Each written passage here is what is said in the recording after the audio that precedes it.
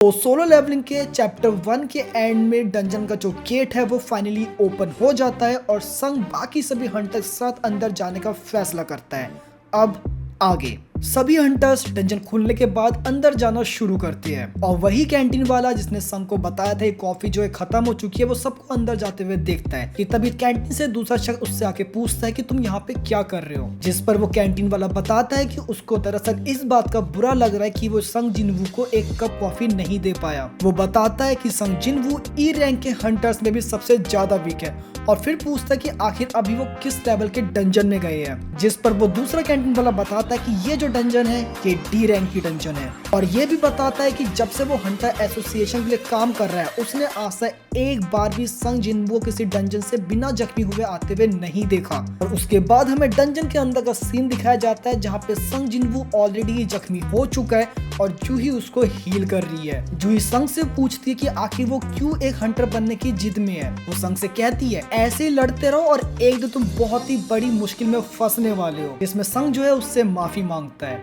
जिस पर जूही संग को बताती कि उसे संग से कोई माफी नहीं चाहिए, उसे बस उसकी चिंता है। और जहां जूही संग को हील कर रही होती है तो वहीं दूसरी तरफ सारे हंटर्स मॉन्स्टर से लड़ रहे होते हैं। कोई उन पर अग्नि से वार कर रहा होता है तो कोई दूसरा उन पर तलवार से हमला कर रहा होता है और फाइनली जाके सारे हंटर जो है सभी मॉन्स्टर को मार देते हैं, जिस पर जूही शांति की सांस लेते हैं, बोलते कि चलो ये रेड तो खत्म हुई और संग बस उसे निहार रहा होता है। किम जो है पाक की तारीफ करता है कि उसमें अभी भी दम है, जिस पर पाक बताता है कि ये तो उसके लिए बच्चों का खेल था। और एक दूसरा हंटर बोलता है कि लगता है यहाँ पे सारा काम जो है वो खत्म हो चुका है। संग जो है उनकी बातें सुन रहा होता है कि तभी जूही जो है जिनवू से एक सवाल पूछती है। वो संग से पूछती है जिनवू क्या कोई रीजन है जिसकी वजह से तुम ये जॉब नहीं छोड़ रहे हो हंटर बनने की, जिस पर संग जो है थोड़ा हिचकते बताता है कि वो ये काम बस एक हॉबी के तौर पे कर रहा है, अगर वो ये काम नहीं करेगा तो वो बोरियत से वैसे ही मर जाएगा। यहाँ पर संग जो है वो नहीं चाहता कि जूही को पता चले कि उसकी फाइनेंशियल कंडीशन कितनी खराब है, जिस पर जूही उसे टॉन्ट कसते हुए कहते कि इस हॉबी को बनाए रखो और मरने के बाद भी यही करते रहना। और संग जो है वो हंसना शुरू कर देता है कि जूही उसे फिर से डांटती कि हंसो मत नहीं तो तुम्हारी चोटें जो है वो फिर से खुल जाएंगी। इसके बाद उन सभी हंटर्स का कैप्टन बताता है कि तुम जब भी एक बीस्ट या मॉन्स्टर को मारते हो तो तुम्हें एक एसेंस स्टोन मिलता है, यहाँ तक कि अगर तुम एक सी रैंक के मॉन्स्टर को मारते हो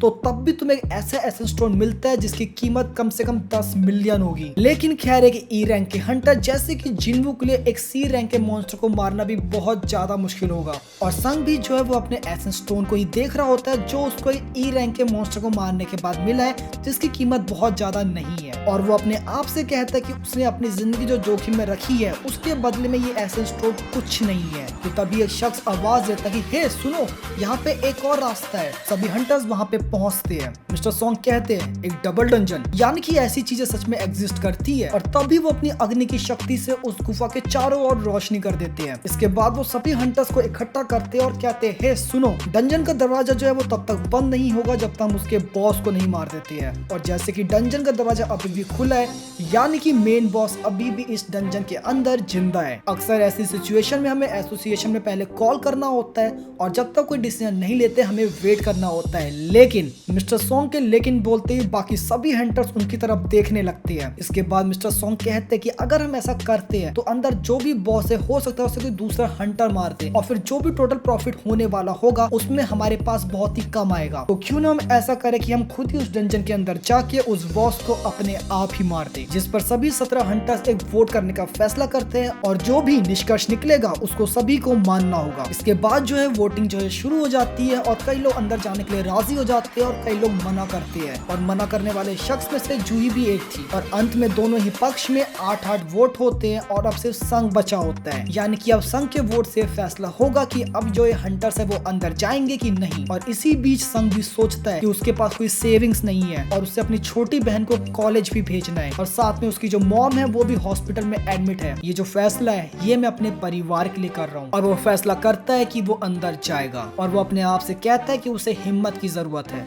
बस इस बार। और यहीं पर सोलो लेवलिंग चैप्टर 2 जो है कंप्लीट हो जाता है। मैं डेफिनेटली इसके बाद चैप्टर 3 के ऊपर भी वीडियो बनाने वाला हूँ। बाकी अगर ये वीडियो पसंद तो लाइक जरूर करना, चैनल में नए तो सब्सक्राइब भी जरूर करना। That's all for today, bye.